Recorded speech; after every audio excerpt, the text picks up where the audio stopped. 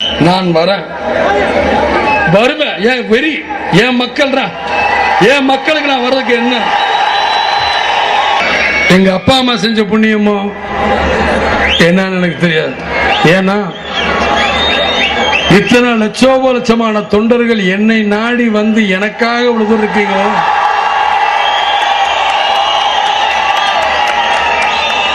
நிச்சயமா உங்களுக்கெல்லாம் நான் தலை வணங்குறேன். இனிமேலும் உங்களுக்காக தான் நான் இருப்பேன். நீங்க இல்லைன்னா என்னால் முடியாது. எனக்கு 2 கைகால் உடைஞ்ச மாதிரி தான் நினைப்பேன். உங்களை நான் எப்படி மறக்கிறது? மறக்கவே முடியாது. என்னுடைய கூட பிறந்த அண்ணன் தம்பிகளா, அன்பு சகோதர சகோதரிகளா, தாய்மார்களுக்கு நான் எப்படி விட்டு போக முடியும்? விட்டே போக முடியாது. நம்ம சொத்தை அழிஞ்சாலும் சரி, நம்மளுக்கு தேவை மக்கள். இந்த மக்களுக்காக யாராவது ஒருத்தர் செத்து கிடையாது, என்னுடைய பேர் இருக்கட்டுமே. நான் அழிந்தால் நான் மட்டும்தான் அழிவேன், உங்களை அழிய விடவே மாட்டேன். நான் நல்லா இருந்தா உங்க எல்லாரையுமே நல்லா இருக்க வைப்பேன். இந்த லஞ்சத்தை தீர்க்க முடியுமா அப்படின்னா தீர்க்க முடியும். வாழ வைக்க தெரியும் மக்களை.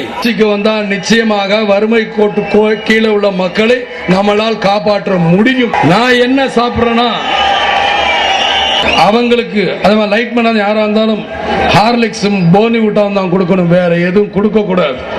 சாப்பாடு என்றால் அதில் விஜயகாந்த் தவிர யாரும் பேர் எடுக்க முடியாது. ஏன்னா போட்டு பேர் எடுக்கணுங்கிறது கிடையாது, எதுவுமே இங்கிருந்து வரணும். இங்கிருந்து வந்தால்தான் அது நிலைக்கும். ஆட்சிக்கு வந்தால் உடுக்க உடை, இருக்க இடம், அடிப்படை வசதி, சுகாதாரத்தன்மை எதுவுமே செஞ்சு தர முடியும். நிச்சயமாக நான் வந்தால் அதைத்தான் செய்வேன். நானும் கருப்பு, நீங்களும் கருப்பு, ஒன்றும்